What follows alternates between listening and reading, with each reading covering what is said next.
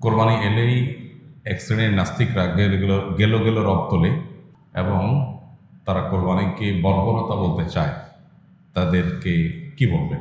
প্রথম কথা হলো, কোরবানি আসলেই এক শ্রেণীর মানুষ অতি মানবিক হয়ে ওঠে, যাদের সকাল দুপুর রাত কোনো বেলাই আসলে গোশত ছাড়া চলে না, যাদের বার্গারে মুরগি বা গরুর গোশত থাকতে হয়, যাদের চিকেন ফ্রাইয়ে মুরগি জবে করতে হয়, যাদের সকালের নাস্তায়ও অনেক সময় গোশত থাকে, সেই মানুষগুলো কোরবানির সময় পশু জবে হলে একটা প্রাণীর প্রাণ চলে যাচ্ছে এটা নিয়ে তাদের মায়া হয়।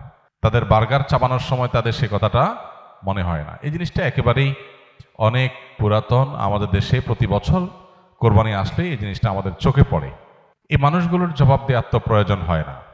কোরবানির সমালোচনাকারীরা যখন বার্গার খায় তখন তার বার্গারই তার জবাব দেয়, তারা যখন বিরিয়ানি খায় তখন তার বিরিয়ানির গোশতের টুকরাই তার জবাব দেয়। এই পৃথিবীতে মানবতার ভেগদারি মানুষগুলোর বেশিরভাগ ক্ষেত্রেই ভণ্ড এবং মুনাফিক এবং প্রতারক। এটা আপনি চোখ কান খুললে দেখতে পাবেন। আমাদের দেশেও দেখবেন অতি সুশীল, অতি মানবতাবাদী, অতি অধিকার কপচানো মানুষগুলো, তারা দেখবেন সবচেয়ে বেশি অমানুষ এবং সবচেয়ে বেশি অমানবিক কার্যক্রমের সমর্থক। আপনি দেখবেন মুসলমানদের রক্ত নিয়ে যদি হোলি খেলা হয় তারপরও তারা চুপ থাকবে, কিন্তু মুসলমান ছাড়া অন্য কারোর চুন থেকে পান থেকে চুন খসলেই তারা সেখানে গেলে রব তোলে। তো এই মানুষগুলোর কথাকে বিশেষভাবে আমল দেওয়ার বিশেষ কোনো প্রয়োজন নাই। কোরবানি এটা শুধুমাত্র ইবাদতই না, এর মাধ্যমে শুধুমাত্র আমাদের আল্লাহর সন্তুষ্টি লাভের সুযোগ হয় সেটাই না, এর মাধ্যমে আমাদের আরো বিপুল পরিমাণ উপকারিতা হয়। আমাদের অর্থনৈতিক উপকারিতার কথা যদি আমরা শুধু চিন্তা করি তাহলে 2022 সালে বাংলাদেশে 99,50,763টা পশু কোরবানি হয়েছে। 99,50,763টা পশু কোরবানি হয়েছে 2022 সালে। 2023-এ কোরবানি হয়েছে 1,41,812টা এবং 2024 সালে অর্থাৎ গত বছর কোরবানি হয়েছে 1,04,08,918টা। এই যে 1 কোটির অধিক পশু কোরবানির ঈদের দিন জবে হয় সারা দেশে, এই পশুগুলো একসময় আমরা ভারত থেকে অনেকটাই আমদানি করে তারপরে কোরবানি করতে হতো, বা কোরবানিটা অনেকটা ভারতের আমদানির উপর নির্ভর ছিল। কিন্তু আপনারা জানেন গেল কয়েক বছর ধরে, এমনকি এবছরও আমরা ইতিমধ্যে পত্র পত্রিকা দেখেছি যে আমাদের দেশে 1 কোটি পশু কোরবানি করার জন্য 1 কোটি পশু বাংলাদেশে প্রস্তুত আছে, আমদানির উপর নির্ভর করতে হবে না। এই যে পশু উৎপাদন, এই যে কৃষি বিপ্লব, কোরবানি যদি না থাকতো তাহলে দেশে এই প্রতি কোরবানিতে 1 কোটির অধিক পশু কোরবানি করার জন্য এই পশু উৎপাদন করা, এটা আসলে এদেশে হয়ে উঠতো না।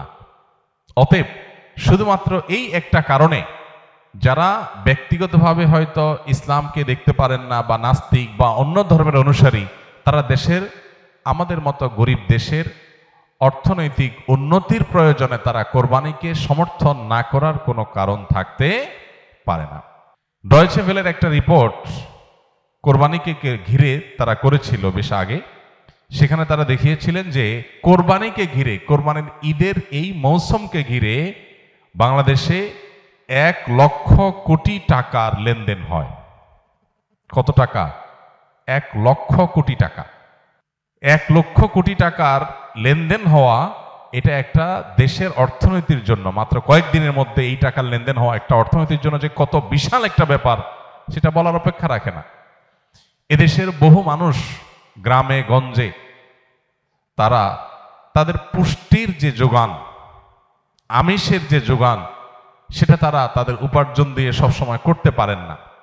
কোরবানির সময় তারা যে গোশতগুলো পান, এটা দিয়ে সপ্তাহ 10 দিন 20 দিন 1 মাস পর্যন্ত অনেকে তাদের ফ্যামিলির বাচ্চা কাচ্চাদেরকে সাথে নিয়ে একটু একটু করে খেতে পারেন। গর্ভধারণকারিণী মা থেকে নিয়ে শুরু করে একেবারে সর্বস্তরের মানুষের শরীরে বেঁচে থাকার জন্য যে আমিষের প্রয়োজন, সুস্থ থাকার জন্য যে পরিমাণ আমিষের প্রয়োজন, সেটা অনেকে জোগাড় করতে পারেন না।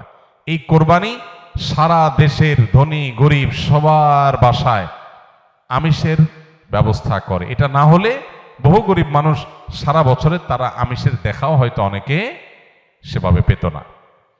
দ্বিতীয়ত, চামড়া শিল্প।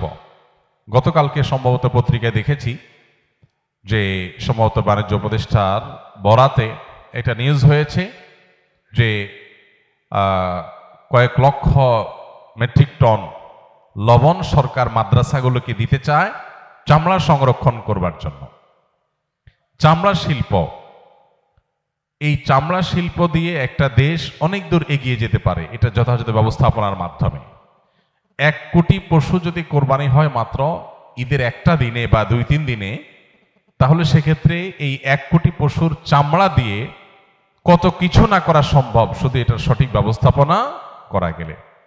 ইতালি সহ পৃথিবীর অনেক উন্নত দেশ আছে যাদের অর্থনীতির অনেক বড় একটা চালিকা শক্তি হলো তাদের জুতা শিল্প, চামড়া শিল্প।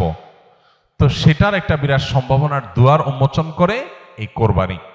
তৃতীয়ত, কোরবানিকে ঘিরে এই যে 1 লক্ষ কোটি টাকার লেনদেন হয়, এটা শুধু পশু কেনা বেচার ব্যাপার না, এর সঙ্গে খড় যারা কেনা বেচা করে পশুর খাদ্য হিসাবে, শহরের মানুষ খড় কিনতো না সারা বছর, কিন্তু এই উপলক্ষে অনেক অসহায় গরিব সাধারণ মানুষ, অনেক বেকার যুবকরা খড় কিনে সেটা বিক্রি করে বা খড় সংগ্রহ করে সেটা বিক্রি করে, তাদের উপার্জন হয়। এবং এর সাথে ভুসি, খৈল, এমন মৌসুমি বিভিন্ন ব্যবসা হয়। প্রত্যেকটা পাড়া মহল্লাতে ছোট ছোট যুবকরা, বিভিন্ন যুবকরা ছোট ছোট উদ্যোগ নিয়ে ছোট ছোট পরিসরে তারা দেখা যায় যে কয়েকটা পশু কিনে তারা একটা কোরবানির ছোট হাট করছে বা সেটা কেনাবেচা করছে এবং এর ফলশ্রুতিতে তাদের একটা উপার্জনের মাধ্যম হয়ে যাচ্ছে।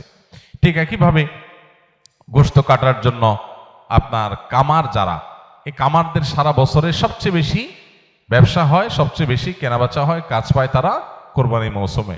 কারণ দাও, ছুরি, বটি, ধামা, এগুলো সবগুলো ধার দেওয়া, তৈরি করার একটা বিরাট মহড়া পড়ে যায় কোরবানির ঈদকে ঘিরে। তাহলে এর সাথে শত শত হাজার হাজার কামারের পরিবারের অর্থনৈতিক বিষয় জড়িয়ে আছে, উপার্জন এখানে জড়িয়ে আছে। এর পাশাপাশি গোশত কাটার জন্য যে কাঠের গুঁড়ি দরকার হয়, হাজার হাজার লক্ষ লক্ষ টুকরা গুঁড়ি তৈরি হয়, এর সাথে আপনার সমিলের শ্রমিকদের আয় জড়িত আছে, তাদের উপার্জন জড়িত আছে।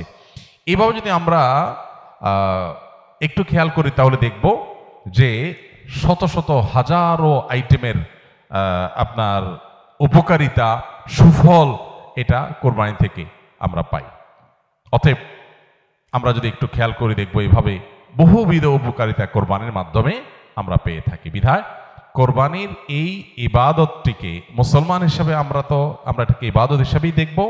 এর পাশাপাশি ইবাদতের বাইরেও এটা আমাদের জাতীয় অর্থনীতিতে যে কত বড় একটা ভূমিকা রাখে সেটা বোঝার জন্য আসলে খুব বেশি পণ্ডিত হওয়ার প্রয়োজন নেই। একটু চোখ কান খুলে তাকালে আমরা যে কেউই সাদা চোখেও বুঝতে পারবো। অতএব কোরবানির বিরোধিতা করা এটা মূলত জাস্ট মুসলমানদের বিরোধিতা করার যে অন্ধ আপনার প্রবণতা আছে, মুসলমানদের বিরোধিতা করার যে একটা প্রবণতা আছে, সেখান থেকে এটা হয়েছে। এর বাইরে এর পেছনে কোনো যৌক্তিকতা নেই এবং তাদের জবাব আমাদের মনে হয় না যে খুব বেশি দেওয়ার দরকার আছে।